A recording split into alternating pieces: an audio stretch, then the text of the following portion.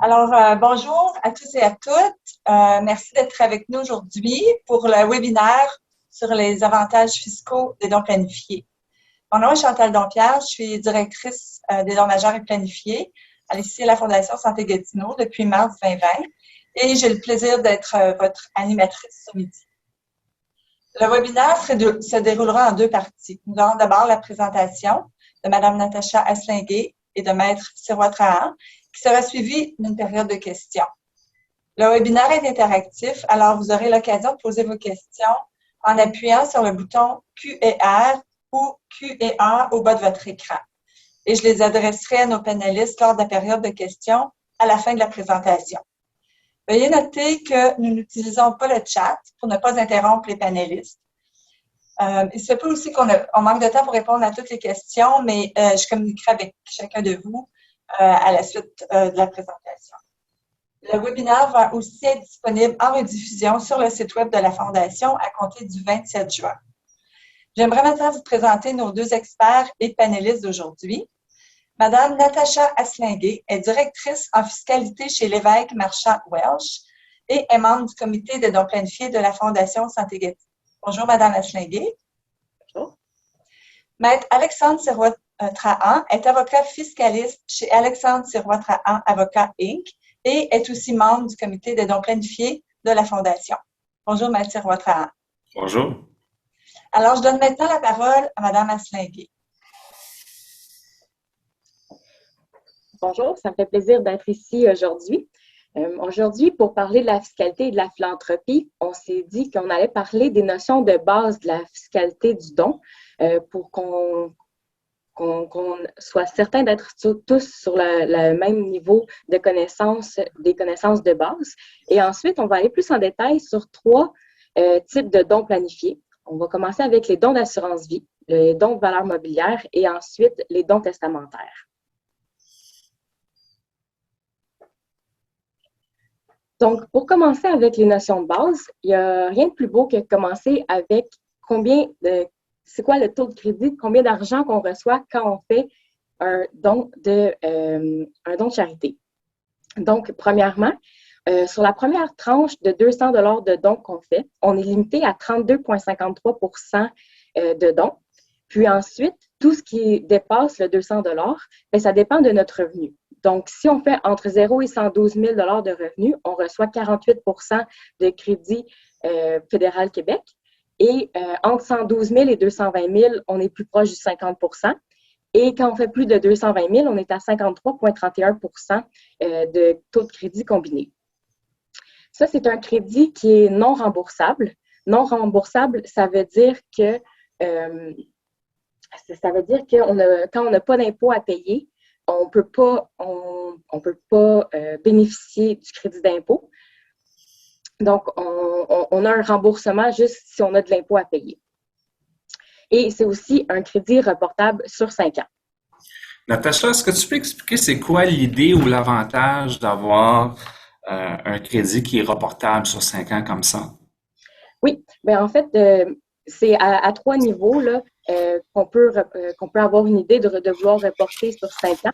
Le premier, ça dépend du niveau de revenu, parce que je viens de vous dire que quand on fait en bas de 112 000, c'est 48 %, puis quand on fait un supérieur à 220 000, c'est 53 %. Donc, on pourrait avoir un petit avantage de 5 % si on sait que l'année suivante, on va faire plus que 220 000, puis cette année, on fait seulement 40 000, par exemple, puis on pourrait vouloir attendre à l'année suivante, surtout, on pourrait attendre vouloir à l'année suivante. Par contre, 5 %, c'est pas une super grosse économie. Donc, si on fait un don important, ben, ça ne vaut peut-être pas la peine d'attendre à l'année prochaine parce qu'on va peut-être vouloir avoir l'argent en main dès maintenant. Ensuite, il y a toute l'histoire quand on peut vouloir combiner les dons sur plusieurs années. Surtout quand on fait, par exemple, seulement à peu près 200 $ de dons. Vous faites votre don annuel de 200 $ à la Fondation Santé Gatineau. Ça peut valoir la peine d'attendre pendant 5 ans pour réclamer à la 5e année parce qu'on a la fameuse tranche de 200 $ qui est à 32 %. Donc, dépendant de votre revenu, ben, on peut avoir une économie de 16 à 21 % sur ce 800 là, qu'on a cumulé pour les 4 années précédentes. Mais ça, on parle d'une économie de 130, 170 Donc, on ne parle pas là encore d'une grosse planification fiscale ici, mais ça peut valoir la peine. Mais par contre, quand on fait des dons annuels de 2 000, 3 000, 4 000 bien, dès lors, ça ne vaut plus la peine d'attendre seulement pour les combiner parce qu'on préfère avoir l'argent en main que d'attendre 5 années. Par contre, le fait que ce soit reportable sur 5 ans, c'est surtout quand on a peu de revenus ou on fait un don important. Puis, comme j'ai dit, c'est un crédit non remboursable.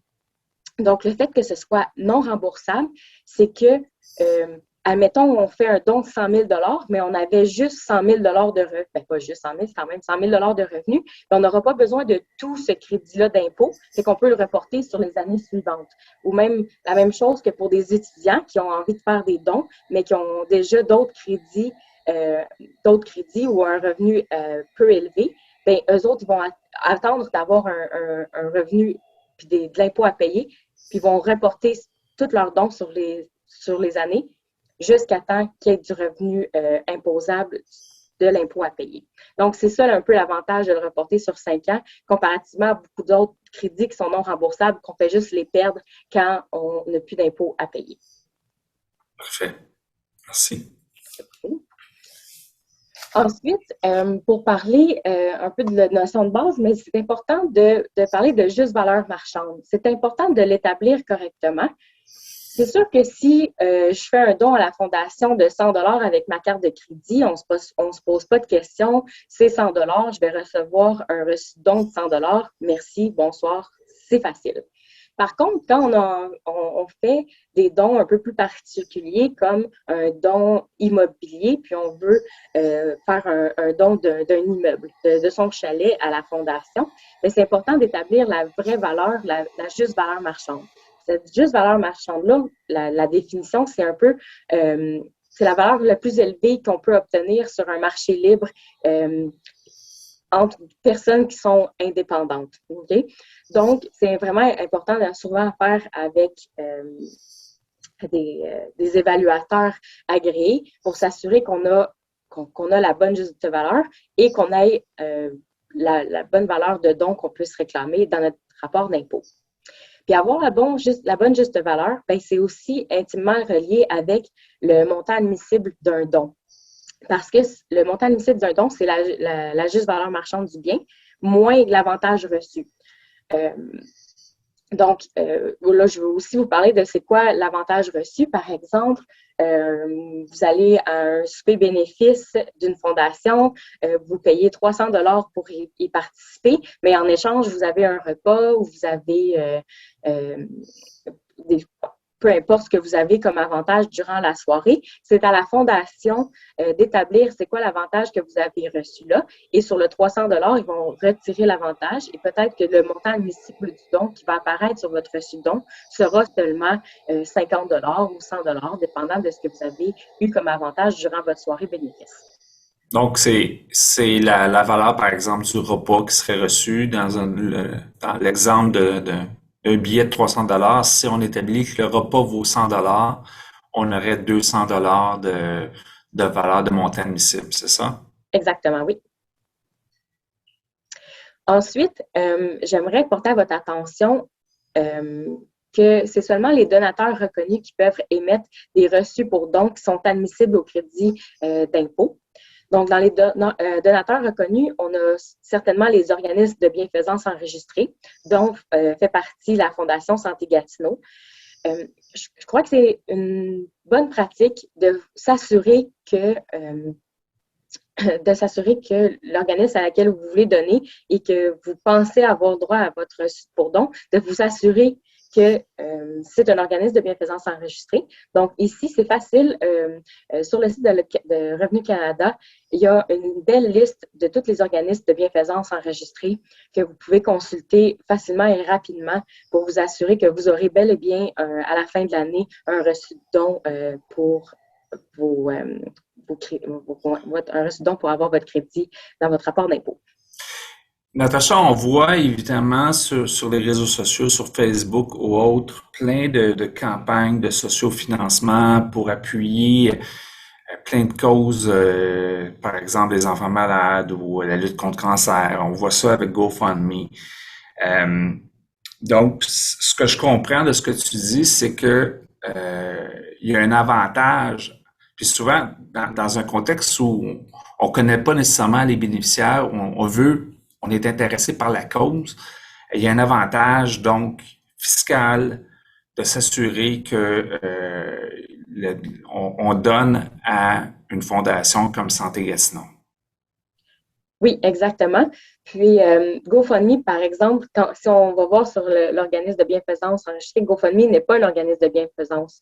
Donc, bien que ce soit charitable, que ce soit de bon cœur de faire un don d'argent à la cause qui est sur GoFundMe, mais ça vous ne permet pas d'avoir droit à un crédit d'impôt. Donc, ça vaut toujours c'est toujours plus avantageux fiscalement de faire un don à l'organisme de bienfaisance enregistré. Donc, à faire un don à la Fondation Santé Gatineau, et la Fondation Santé Gatineau s'assurera d'émettre le reçu de don. Exactement, oui, merci. Okay.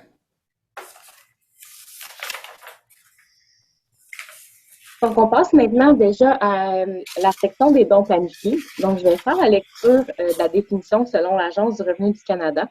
Donc, c'est un don planifié est un programme de financement prévoyant des arrangements de dons qui servent les intérêts de l'organisme de bienfaisance enregistré et qui conviennent à la situation personnelle, financière et fiscale du donateur. Donc, on a 5 principales formes de dons planifiés. Nous, aujourd'hui, on va se concentrer sur les 3 premiers, qui sont les dons de police d'assurance vie, les dons de valeur mobilière et les dons testamentaires. Mais il y a également des dons de valeur immobilière. On parle de valeur immobilière, là, tout ce qui est immeuble, chalet, maison, résidence principale, etc. Il y a les dons de valeur, il y a les dons d'une rente de bienfaisance. Donc, les dons d'une rente de bienfaisance, c'est un don en argent, par exemple, à la fondation, en échange d'une rente viagère qu'on reçoit. Et donc, ça nous permet d'avoir un revenu garanti. Il y a aussi le fonds de dotation. Le fonds de dotation, on fait un don très important à la fondation. On désigne une cause importante pour nous qui bénéficiera des revenus générés par le capital. Donc, si on commence par le premier qu'on veut discuter, donc c'est le don de police d'assurance vie. Le don de police d'assurance vie, il se fait de différentes façons, mais quand on décide de désigner la fondation comme bénéficiaire du capital d'essai, ça permet d'avoir un crédit d'impôt sur sa juste valeur marchande à la date du décès. Donc, par exemple, ça vaut 200 000 à la date de décès, on a un crédit d'impôt sur 200 000 au décès.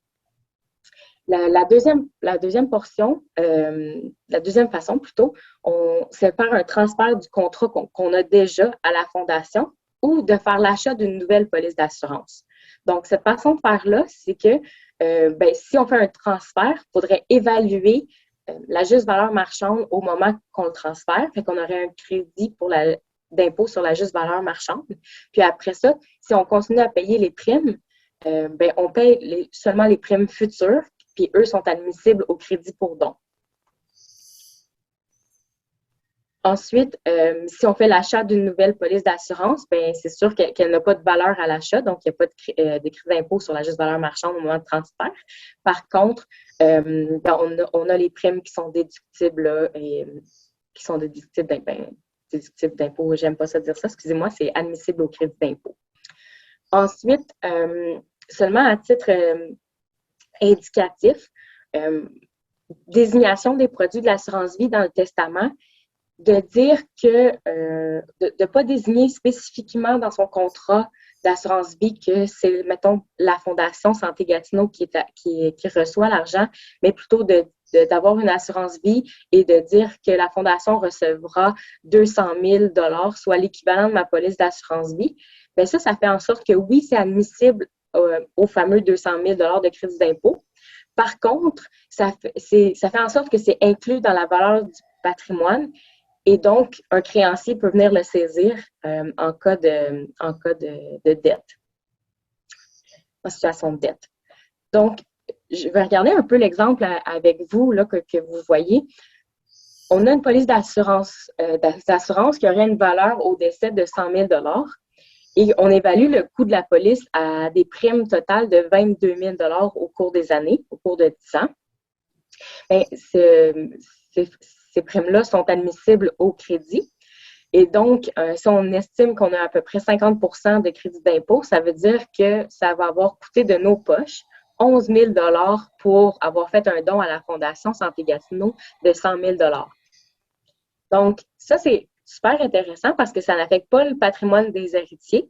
Puis ça permet de faire un don important à la Fondation Santé Gatineau sans avoir à débourser les sommes immédiatement ou en tout cas des sommes minimes. Et ce que je vois, Natacha, dans ton exemple, ce qui est intéressant, c'est qu'il y a un effet multiplicateur là, important.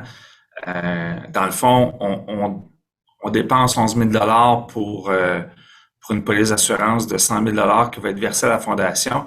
Et en plus de ça, on a le crédit d'impôt contre nos revenus qui est d'autant plus important là, au moment du don, c'est ça? Oui, exactement. Donc, il n'y a pas d'autre type de don planifié qui permet d'autant bénéficier ou d'autant donner à si peu de frais. Intéressant. Maintenant, si on va pour notre deuxième type de don planifié, qui est le don de valeur mobilière, c'est aussi un type vraiment intéressant. Dans le fond, ça permet que si on fait un don de titre directement à la Fondation Santé Gatineau, donc don de titre, on parle de titres d'actions cotées en bourse ou des parts de fonds communs de placement. Fait que si on fait ce don-là directement à la Fondation Santé Gatineau, ça fait en sorte qu'on n'a pas de gain en capital à payer. Donc, on a un taux d'inclusion de 0 %, ce qui est super intéressant parce qu'habituellement, on paye 25 % d'impôt sur la valeur du gain en capital qu'on a. Parce qu'on estime que le taux d'inclusion du gain en capital, généralement, c'est 50 % à un taux d'impôt estimé de 50 %. C'est pour ça qu'on dit toujours en calcul facile que on paye 25 % d'impôt du gain en capital. Puis, on a quand même un crédit d'impôt sur la juste valeur marchande du don à la date de transaction. Par exemple, si on regarde l'exemple ici, là, le donateur fait un don de 10 000 d'actions. Donc, il a originalement payé 2 000 Donc, il y aurait un gain en capital de 8 000 Bien, lui, en faisant un don directement à la Fondation, contrairement à l'encaisser et ensuite faire le don de 10 000 bien, il se sauve l'impôt de 2 000 Puis ça, bien, ça fait en sorte que le coût du don est moins élevé de 2 000 parce que ça y en coûte seulement 5 000 de faire le don directement à la Fondation au lieu d'encaisser et ensuite faire le don de 10 000 Quand je regarde ton exemple, Natacha, ce qui me saute aux yeux, c'est que il me semble que c'est toujours plus avantageux donc de donner le titre plutôt que de l'encaisser et de donner de l'argent à la Fondation. Est-ce que je me trompe? Non, tu ne te trompes pas du tout. Puis, le seul moment qu'il n'y aurait pas d'avantage, c'est s'il n'y a pas de gain en capital qui a été cumulé, donc s'il n'y a pas eu de prise de valeur. Donc là, il n'y a pas d'avantage fiscal supplémentaire de faire un don de valeur mobilière versus seulement encaisser la vente de titres. Donc, c'est pour ça qu'on favorise toujours de prendre le titre qui a pris le plus de valeur afin de vraiment de maximiser le bonbon fiscal offert par ce type de don planifié-là. Puis, c'est toujours important quand on veut faire un don important, de regarder c'est quoi notre portefeuille de placement. Si on a des placements qui sont non enregistrés, donc hors REER ou hors CELI, ça vaut vraiment la peine là, d'en parler avec votre conseiller financier ou avec votre institution bancaire. Merci.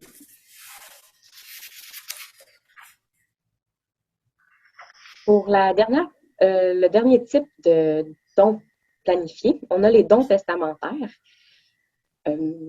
L'année passée, Maître Mathieu Turpin avait présenté un webinaire exactement sur les dons testamentaires et avait vraiment poussé le sujet, c'était exclusivement sur les dons testamentaires.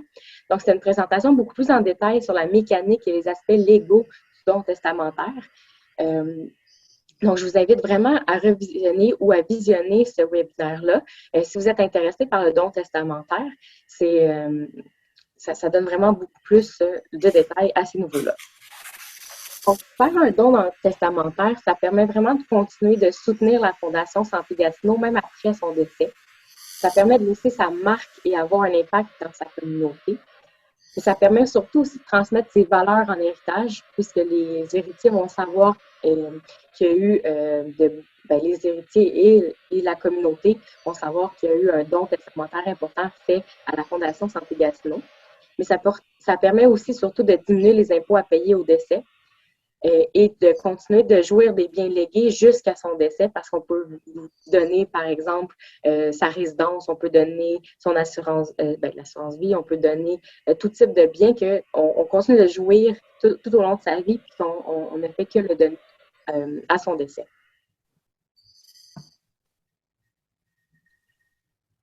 Donc, pour parler de dons testamentaires, je pense que c'est nécessaire, surtout en tant que fiscaliste, de parler un peu de la mécanique de la fiscalité au décès. Qu'est-ce qui arrive quand je décède? Qu'est-ce que la personne... Je cherche le mot, je m'explique. La personne décédée va... Non, ben je cherchais la personne en charge de ma succession. Le liquidateur. Oui, excusez-moi, le liquidateur. Mon Dieu. Donc, qu'est-ce que le liquidateur va devoir faire, prendre en charge? Donc, dans la déclaration finale, c'est, dans le fond, c'est celle qui est du 1er janvier jusqu'à ta date de décès. Et dans cette déclaration finale-là, il va y avoir tous les revenus gagnés dans l'année, mais surtout, tous les biens sont réputés avoir été disposés à la juste valeur marchande à la date du décès.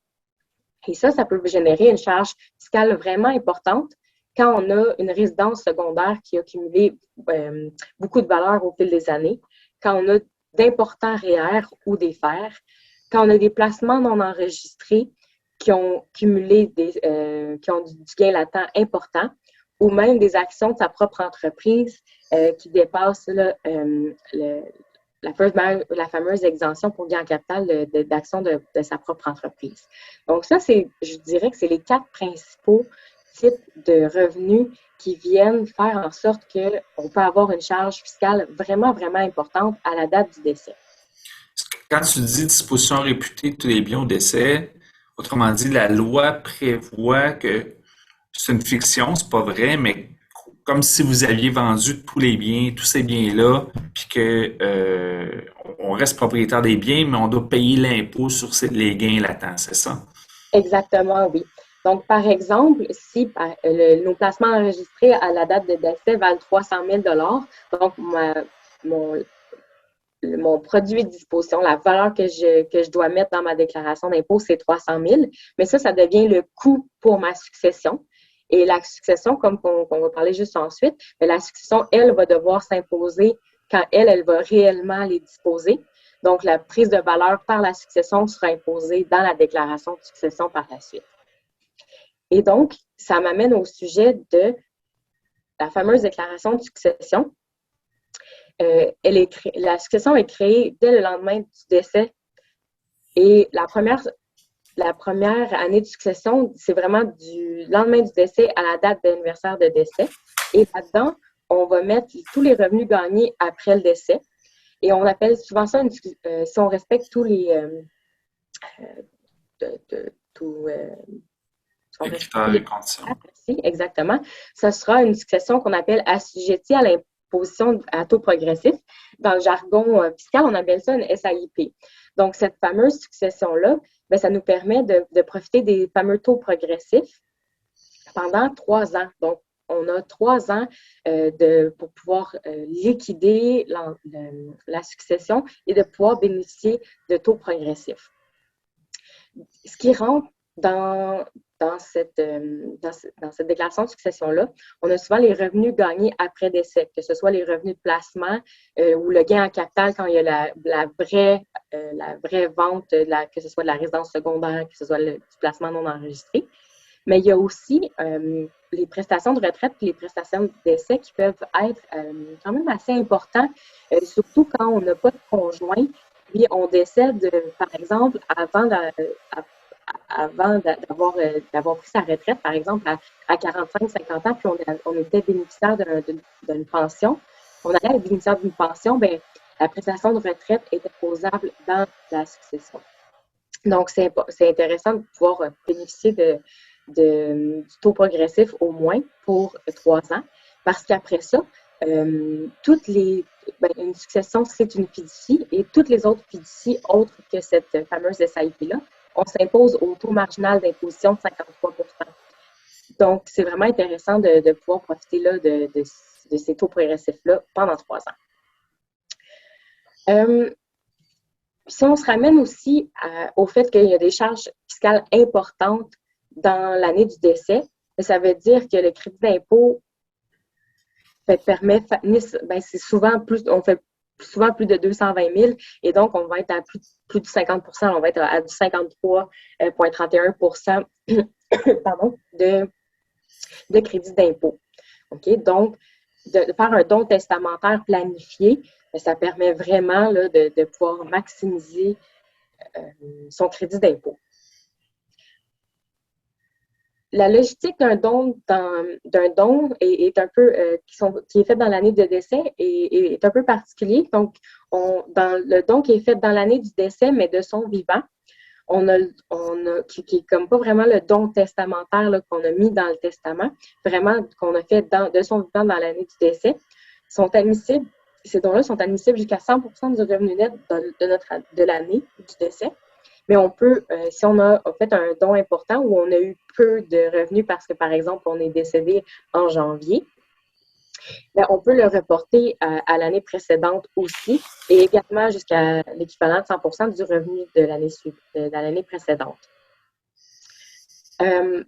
Par contre, tous les dons qui sont faits par désignation aussi, qui est désignation, on appelle ça, comme on a dit tantôt, les désignations, quand on désigne, mettons, la Fondation Santé Gatineau comme bénéficiaire de la police d'assurance vie, on peut faire la même chose pour nos REER ou nos FER. Ça, on appelle ça un don par désignation.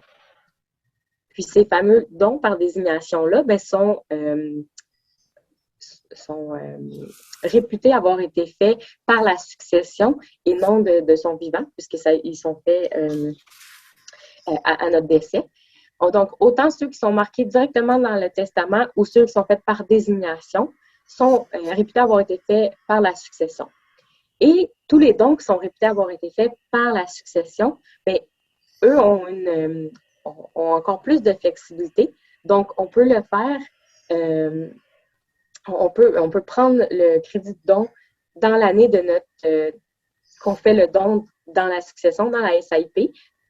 Ça peut être la 2e ou 3e année, ou ça peut être la première année de la SAIP. On peut faire une année précédente de la succession, mais on peut aussi prendre les 2 dernières années d'imposition du particulier, donc la déclaration finale puis l'année précédente. Donc, à faire un don important dans notre testament nous permet, même si on le fait après décès, bien, on peut autant le faire dans l'impôt qu'il va avoir par la succession et la succession, donc après notre décès, ou autant dans celle qui est générée dans la déclaration finale, celle qu'on est réputé avoir disposé de tous nos biens. Moi, Natacha, quand je t'écoute parler de don testamentaire, l'élément qui retient le plus mon attention, c'est vraiment l'impôt au décès, là, à la disposition réputée.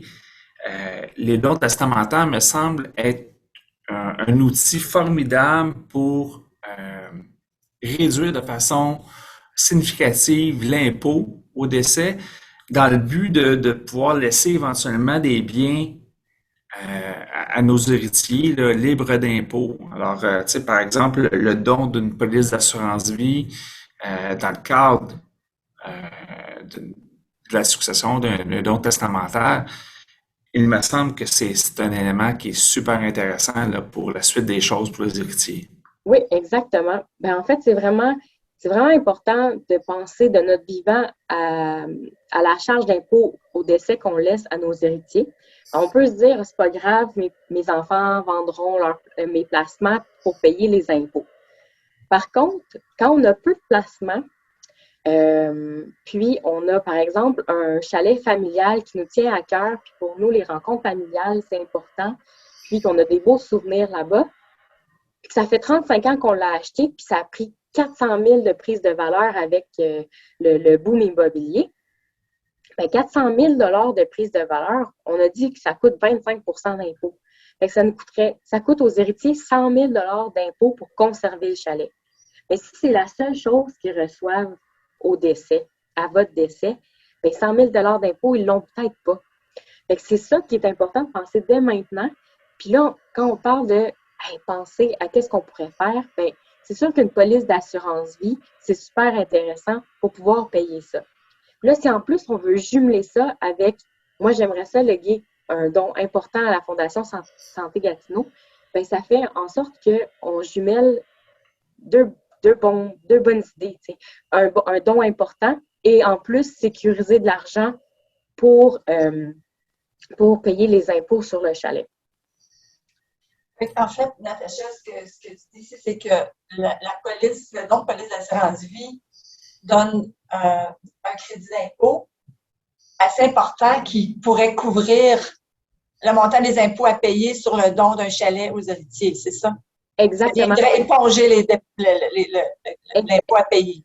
Exactement. Donc, si on fait un don d'une police, par exemple, de 200 000 puis on va chercher le 50 de crédit d'impôt, bien là, avec ça, on va pouvoir avoir suffisamment avec le retour d'impôt, en fait, on n'a pas de retour d'impôt, on n'a juste pas l'impôt à payer, mais ça fait en sorte que le chalet peut être conservé. Les héritiers n'ont pas à débourser ce 100 000 d'impôt-là parce qu'on a fait le don d'une police d'assurance vie, le don de la juste valeur marchande de la police au décès.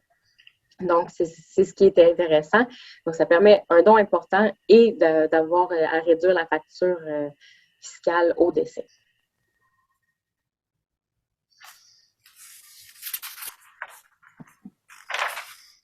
Donc, pour terminer, j'aimerais juste parler un petit peu des différents types de dons testamentaires. Il y a les legs en argent. Donc, ça peut être un legs particulier. On décide, par exemple, je lègue 100 000 à la Fondation Santé Gatineau. Mais on peut aussi faire un legs universel, qui est soit une totalité ou un pourcentage de la valeur de notre succession. Puis on peut faire un legs universel résiduaire qu'on appelle. Et ça, c'est la totalité de ce qui reste après le paiement des dettes et de tous les legs particuliers. Donc, on peut avoir fait des legs particuliers à d'autres bénéficiaires. Puis, le legs universel résiduaire peut être fait à la Fondation Santé Gatineau, par exemple. Et on peut faire aussi des legs en biens, comme qu'on a parlé, puis ça peut être des immeubles ou des valeurs mobilières, et il y a plusieurs autres types de biens. Chantal, si tu permets, j'ai une question concernant les legs des valeurs mobilières, d'actions de société. Comment est-ce que ça fonctionne à la Fondation si un donateur donnait des actions, par exemple? Est-ce que les actions sont vendues immédiatement ou est-ce que vous attendez un moment propice? Comment ça fonctionne chez vous? Oui, en fait, si un donateur m'indique qu'il est intéressé à faire un don de titre, alors moi, je donne au donateur un formulaire de transfert qui remet à son courtier. Ensemble, ils remplissent ça et envoient ça à la Fondation et au courtier de la Fondation. Donc, la journée que c'est fait, le donateur a un montant en tête qu'il veut donner. Puis il sait que cette journée-là, s'il voulait faire un don d'action de 200 000 et cette journée-là, ses actions valent 200 000 donc, la transaction est faite la même journée. Ce qu'on reçoit, nous, à la Fondation, dans notre compte de la Fondation, c'est vraiment de l'argent. Donc, la transaction a été faite, les actions, les titres ont été encaissés, et puis quand on le reçoit, on reçoit de l'argent, donc c'est la valeur du don que le donateur anticipait faire. Donc, c'est comme ça que ça fonctionne. On reçoit vraiment un don en argent à la Fondation. Donc, c'est le donateur qui a le contrôle total sur le moment où le don va être fait et la valeur des actions. Exactement. Puis, c'est arrivé que des donateurs attendent le moment propice parce que soit les actions avaient baissé, donc ils attendent le moment propice que ça remonte pour vraiment faire le don au montant qu'ils avaient rêvé de faire l'effort. OK, merci.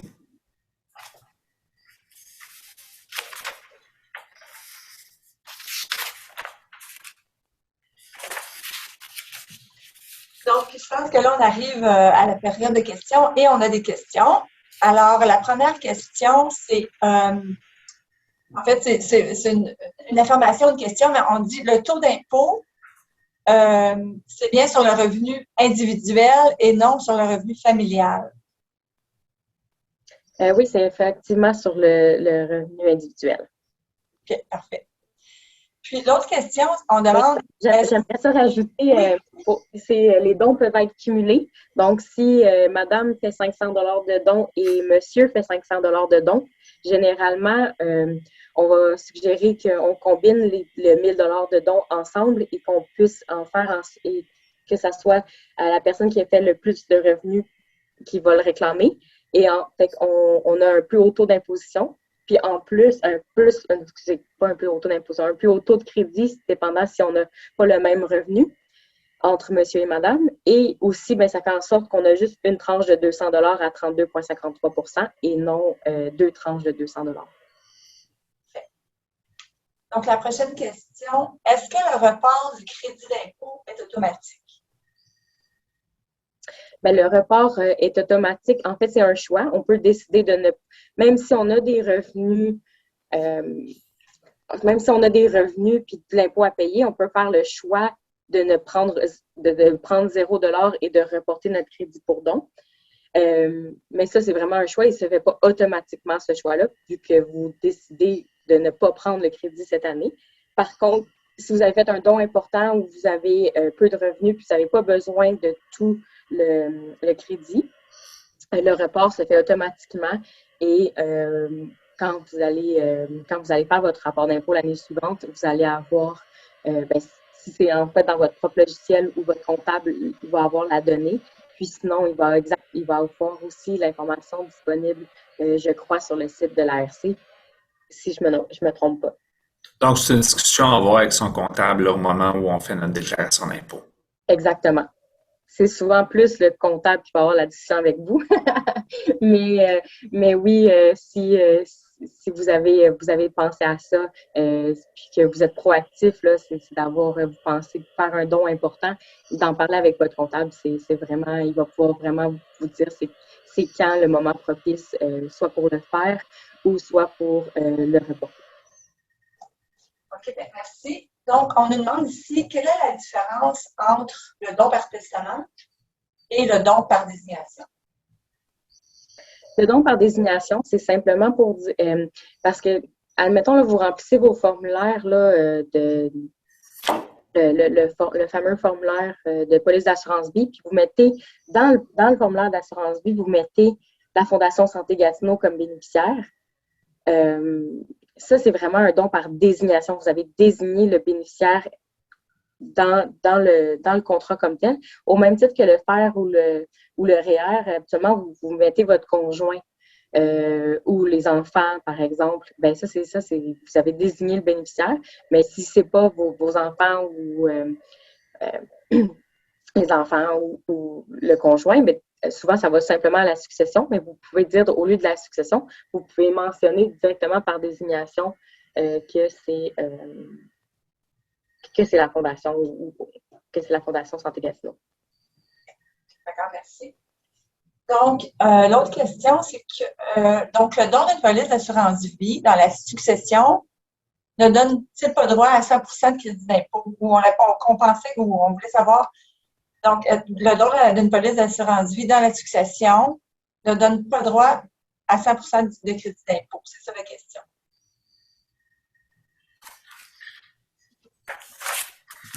Je ne suis pas capable de comprendre la question. Je pense qu'ici, le donateur avait l'impression ou veut confirmer que si on fait un don d'une police d'assurance vie, le don d'une police d'assurance vie dans la succession ne donne pas droit à 100% de crédit d'impôt. Donc, le taux du crédit d'impôt n'est pas 100%. C'est ça qu'on comprend. En fait, si on retourne à la page don testamentaire, là, ce qu'on voyait, c'est que le don admissible est admissible jusqu'à 100% du revenu net imposable. Là. Donc, si on a des revenus, Natacha, tu peux me reprendre, mais si on a des revenus puis que notre don excède nos revenus, ben on pourra prendre le don jusqu'à concurrence de nos revenus de l'année, puis après ça, le reporter si c'est possible. Exactement. Puis là, je ne sais pas aussi si la personne... C'est un bon point, Alexandre. Et là, je ne sais pas si aussi... c'est ici, dans l'exemple, c'était... On a fait l'achat d'une nouvelle police d'assurance vie et on a seulement les primes d'assurance qui étaient déductibles, qui sont admissibles au crédit. Et parce qu'on fait pas le don de la police d'assurance. Donc, on a seulement 11 000 de crédit d'impôt parce qu'on a seulement le crédit d'impôt sur les primes. Oui. Puis nous, c'est ça, à la Fondation, on remet un reçu d'impôt équivalent à 100% de la prime payée annuellement. Le reçu d'impôt. Mais je comprends que ensuite, le crédit, c'est autre chose. Ouais. Exactement. D'accord. La prochaine question, quelle est la procédure si je veux donner des titres à la Fondation?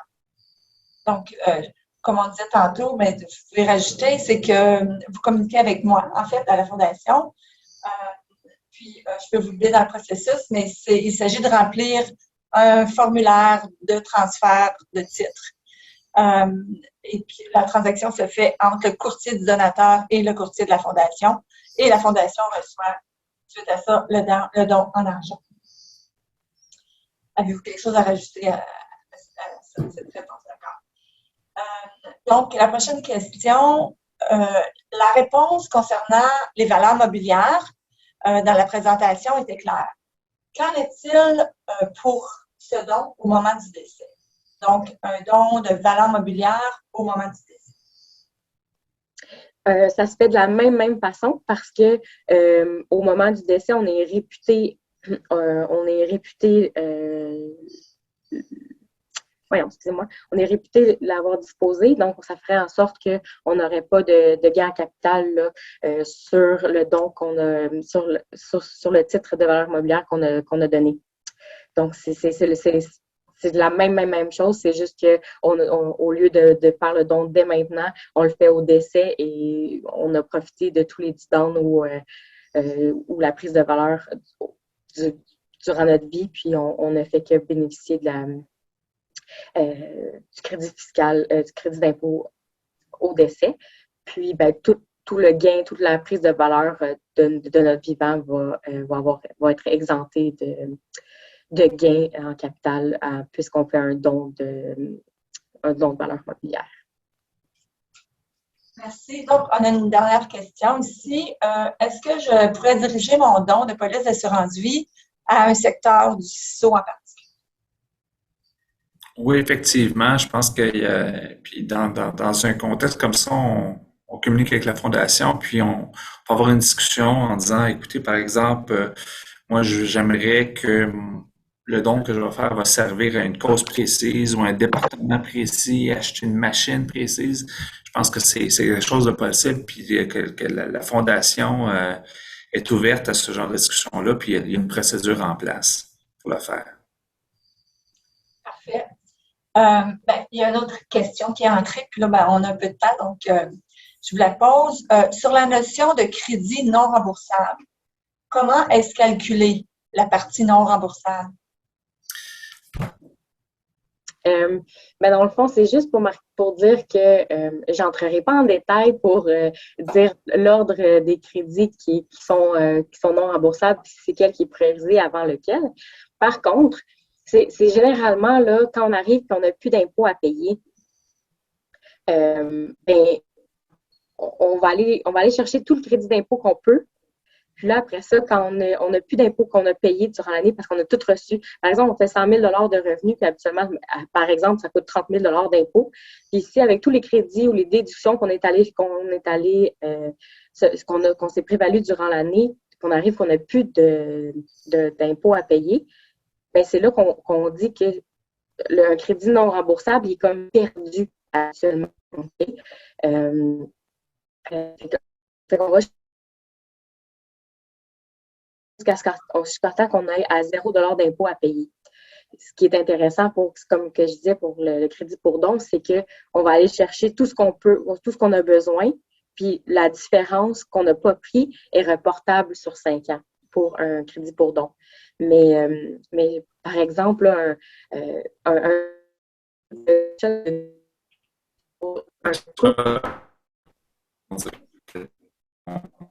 le signal Internet va mal, là.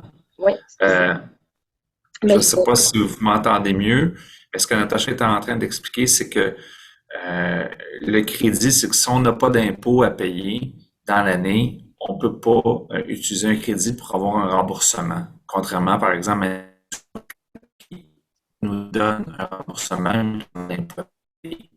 Donc, le crédit est applicable seulement contre l'impôt. OK. Donc, vraiment, votre présentation suscite beaucoup d'intérêt. On a 2 autres questions. Peut-on faire le don de valeurs mobilières enregistrées comme des REER, des CELI? Non, c'est vraiment un don c'est vraiment les valeurs mobilières, c'est vraiment, premièrement, un CELI, il n'y a déjà pas d'impôt.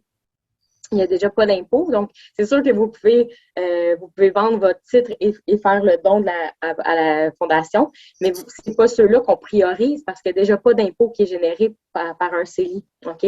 Donc, ce n'est pas ceux-là qu'on va vouloir donner pour se prévaloir. C'est sûr que si vous avez que du CELI et que vous voulez faire un don, bien oui, vous pouvez faire vendre vos titres et faire un don à la fondation, mais ce n'est pas ceux-là qui sont ciblés par le don de valeur mobilière. Et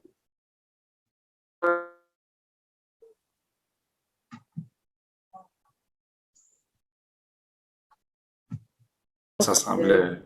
L'argent du REER, c'est carrément un revenu parce qu'on a reçu une déduction quand on a fait le REER, quand on a contribué à notre REER, on a eu une déduction. Et donc, quand on s'impose, on a un revenu et non un gain en capital. Fait que c'est vraiment ciblé pour des...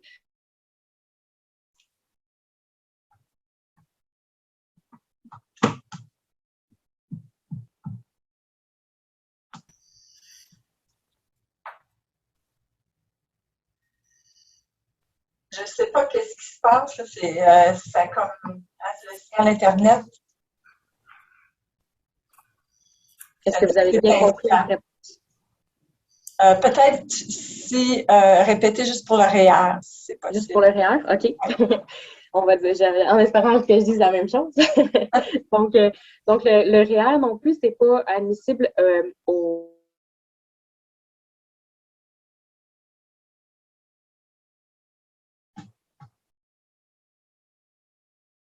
Donc, quand on fait un retrait de nos REER, on a un ajout de revenus à 100 % et ce n'est donc pas du gain en capital.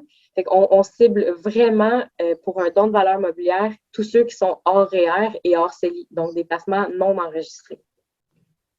D'accord, merci. Donc, on demande ici, si on fait un don de sang buvable peu avant son décès, est-ce qu'il sera 100 % admissible à la déduction d'impôt?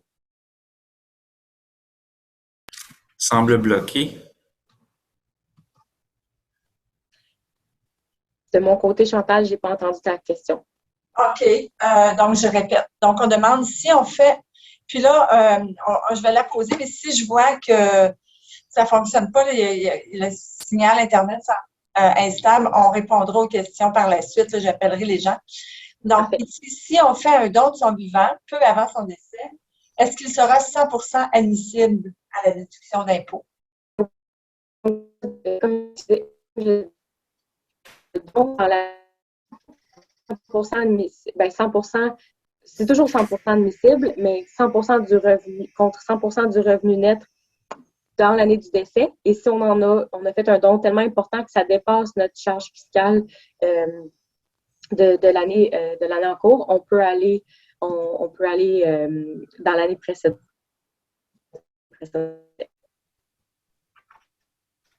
Bien, merci beaucoup. Vraiment, on est désolé pour le signal Internet. Donc, je voulais vous remercier pour votre temps aujourd'hui, puis d'avoir partagé votre expertise avec nous, Natacha et Alexandre. Merci à tout le monde d'avoir participé. S'il y a d'autres questions, gênez-vous pas pour m'envoyer un courriel et puis je vais demander à nos spécialistes de m'aider à vous répondre. Vous avez nos coordonnées ici. Comme je disais, la présentation va être sur le site Internet lundi prochain. Alors, je vous souhaite un bon après-midi et un bel été. Merci. Merci.